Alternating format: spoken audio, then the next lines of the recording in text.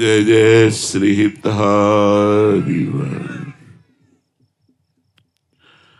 जो चाहत है नित्य सुख, अरु मन को विश्राम, हित ध्रुव हित सो भजत रहो, पल पल श्यामा श्याम। यदि नित्य खुश रहना चाहते हो, आनंदित रहना चाहते हो और सदा सनातन आनंदित रहना चाहते हो, मन का विश्राम चाहते हो, शांति चाहते हो, तो एक एक पल संभाल संभाल कर श्यामा श्याम श्यामा श्याम। राधा वल्लभ श्री हरिवंश, राधा वल्लभ श्री हरिवंश। हर समय भगवत स्मरण परायण रहे।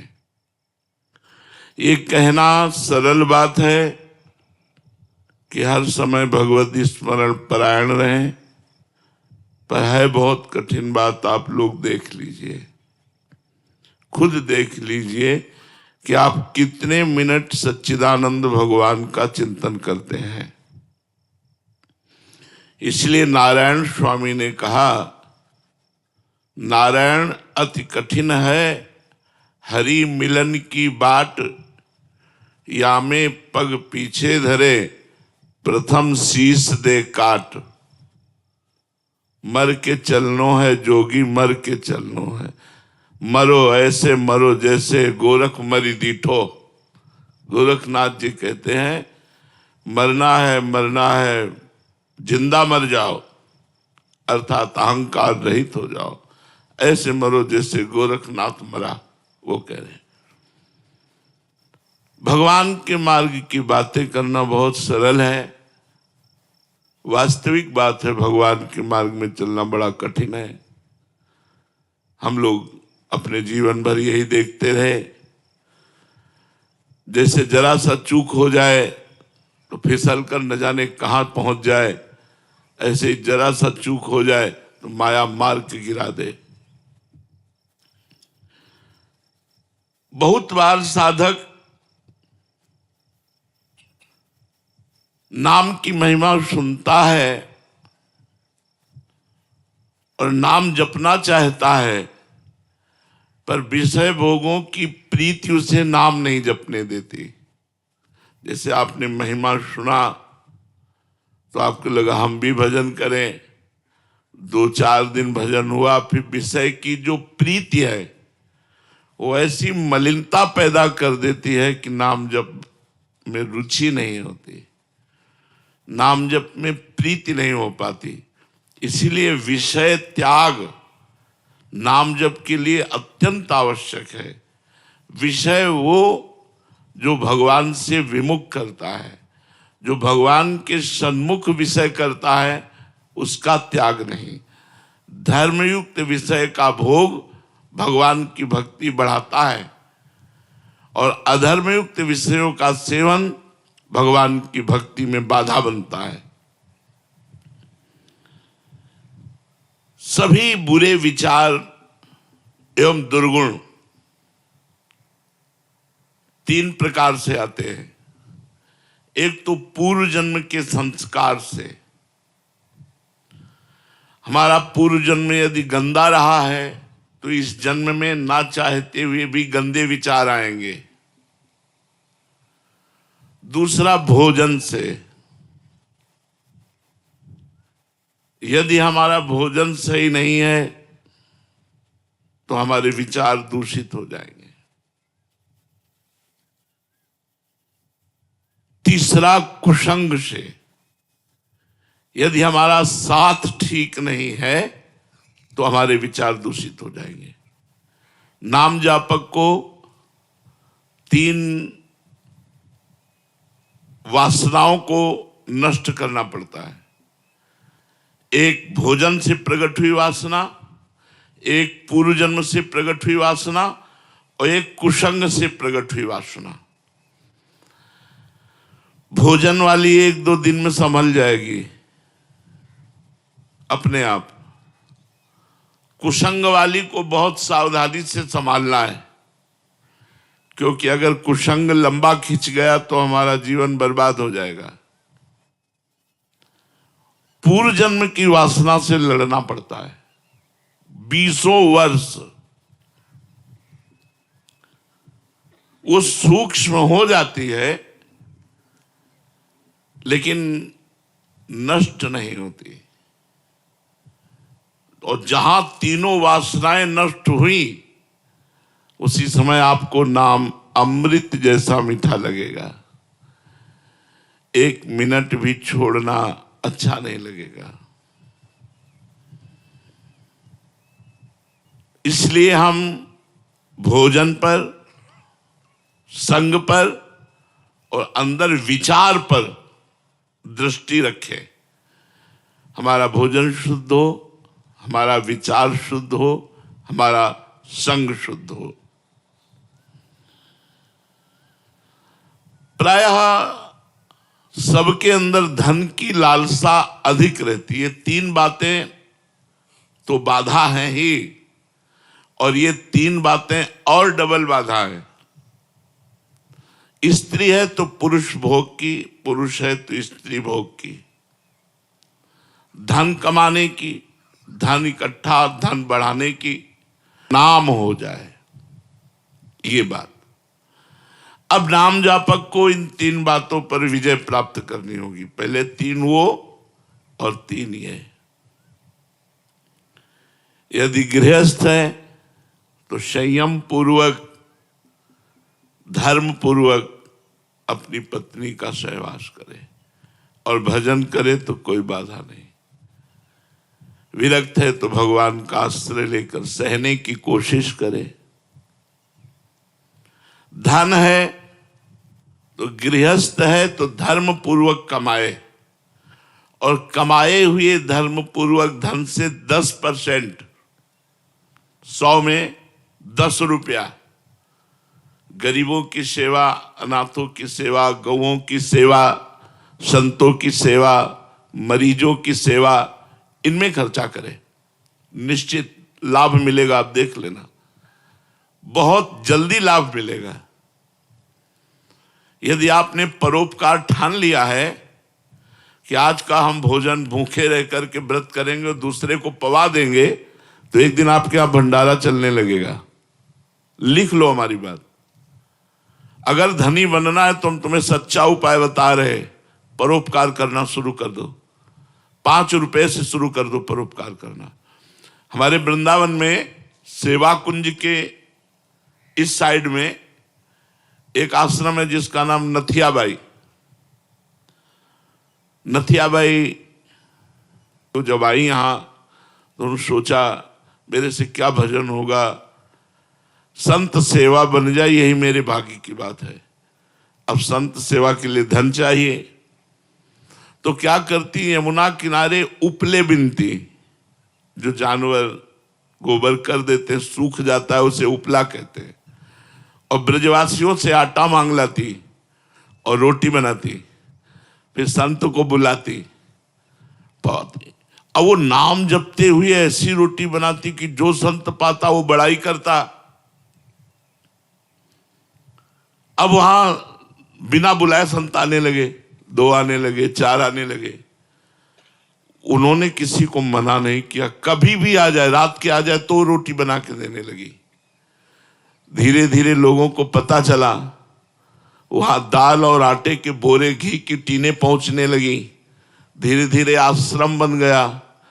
एक दिन वो 10 वर्ष सेवा करते व्यतीत हो गए। फल का समय आया तो गेहूं लेने गई थी ब्रजवासियों से, जैसे समय आता है ना गेहूं का, तो खेतों में फिर वो 5 किलो 10 किलो ऐसे सब चंदा रूप में दे देते हैं। तो गाड़ी भरकर, बैलगाड़ी भरकर गेहूं लिए हुए उसी में आराम से आ रही थी। अब इतने में बादल आ गया और बूंदें गिरने लगी, अंधेरा हो गया। अब वो थोड़ा सा परेशान हुई कि ये कैसे सुरक्षित गेहूं पहुंचे, और अंधेरा हो गया, कुछ प्रकाश के लिए उनके पास था भी नहीं। तो इतने में देखा एक छाता लिए हुए 14 वर्ष का बालक आया और कहा, माई ये छाता गाड़ी में लगा ले और लालटेन लेकर मैं आगे चलता हूं, मेरा घर आगे ही है। बोले कहाँ है तेरा घर? तो बोले बस बिहारी जी के पास ही है। वो नथियाबाई जी के आश्रम तक छोड़ करके आए और मुस्कुरा करके चले गए। अब नथियाबाई के दिमाग में ये बात कि 8 बजे रात्रि के बालक, लालटेन, छाता, हो सकता है कोई बालक, लेकिन मुझसे इतना प्यार क्यों करता है कि वो भींगता रहा और छाता मुझे दे दिया। जब दूसरे दिन बिहारी जी के दर्शन करने गई तो बिहारी जी के दर्शन में दिखाई दी लालटेन और छाता। अरे बोले तू ही था, मैं समझ गई। अंदाज तो लगा रही थी पर पक्का नहीं था, आज तो पक्का हो गया। भगवान भक्त की सेवा करने वाले की स्वयं सेवा करने के लिए तत्पर रहते हैं। जिसे त्रिलोचन जी के यहाँ अंतर्यामी रूप से स्वयं संतों की सेवा की। इसलिए यदि गृहस्थ में धन पर विजय प्राप्त करनी है, धन की कामना और धन चाहिए उसकी पूर्ति, तो संत सेवा, बीमार की सेवा, गौ सेवा ये जरूर करनी चाहिए। और शास्त्र आज्ञा करता है 10%, लेकिन 10% बेईमानी की कमाई का नहीं। अगर बेईमानी की कमाई का किया तो तुम भी नरक जाओगे और जो दान लेगा उसका भी पतन हो जाएगा। अधर्म की कमाई का, धर्म की कमाई का अगर 1 रुपया भी तुम किसी को दोगे तो लाखों के बराबर होगा। ये मत सोचो कि 100 रुपया में 10 रुपया, 10 रुपया क्या होता है। नहीं, 10 रुपये का अगर एक आदमी का पेट भर दिया कहीं, या 1 किलो नमक लेकर के आपने किसी भंडारे में दे दिया, वो बहुत पवित्र कार्य करेगा। तीसरा है यश कीर्ति। ये पुण्यात्मा पुरुष की होती है, तुम्हारे चाहने से नहीं होगी। तपस्या, पुण्य इनके द्वारा होता है। जैसे इस जन्म में वो घोर विषयी है, पाप करता है, लेकिन बड़ा नाम है, बड़ा ऐश्वर्य है, बड़ा वैभव है, तो ये पूर्व जन्म के पुण्य को भोग रहा है। ये वर्तमान का नहीं, वर्तमान का जब आएगा तो फिर पहुंच जाएगा। वो कौन सी जीव योनि में जाएगा पता नहीं चलेगा। पूर्व का पुण्य इस वर्तमान में यश कराता है, नाम कीर्तन कराता है। या इसी जन्म में इतनी जोर का भजन बन गया तो फिर बिस्तरे सब जग विमल कीरति, साधु संगति ना टरे, बास वृंदा विपिन पावे, श्री राधिका जो कृपा करे। है बिस्तरे सब जग विमल कीरति, पूरे संसार में उसकी निर्मल कीर्ति फैल जाएगी और लाडली जी उस पर कृपा करेंगी। तो 3 और फिर 3, सतोगुण, रजोगुण, तमोगुण। अगर सतोगुण, रजोगुण, तमोगुण इन गुणों पर ध्यान न दिए तो ये तुम्हारे भजन को चौपट कर देंगे। रजोगुण आएगा, भोग वासना प्रकट करेगा। तमोगुण आएगा, निद्रा, आलस्य, प्रमाद प्रकट करेगा। सतोगुण आएगा तो थोड़ा भजन में उन्नति होगी। लेकिन सतोगुण भी भगवत प्राप्ति के लिए थोड़ा सहायक है। बका त्रिगुणातीत होने पर ही भगवत प्राप्ति होती है। जब तक तीनों गुणों से हम जीत नहीं जाते तब तक हमारी बात नहीं बनती। तो 3 इन जब पर हम विजय प्राप्त करते तब त्रिलोकी नाथ का भजन होता है। निरंतर भगवान के भजन में चित्त डूबता है। भगवान के मार्ग में चलने पर विघ्न बहुत आते हैं, पर हिम्मत है तो फिर नष्ट हो जाती है। हिम्मत का मतलब नाम न छूटे। नहीं, विघ्न बहुत आते हैं क्योंकि अच्छे मार्ग में चलने पर जो बुरे विचार हैं, बुरे आचरण हैं, बुरे लोग हैं, संतों से अपने आप द्वेष करते हैं, सतमार्ग से द्वेष करते हैं, आपका उपहास करेंगे, आपकी निंदा करेंगे, आपसे वैर करेंगे, आपको वो दुख देना चाहेंगे, लेकिन आपको हिम्मत रखनी। लोग बड़ा उपहास करते हैं, अपने लोगों ने गालियां भी सही है, जब गंगा किनारे भ्रमण करते थे तो गालियां भी लोग देते थे, देखते थे जवान साधु अकेले तो लोग गालियां भी देते थे।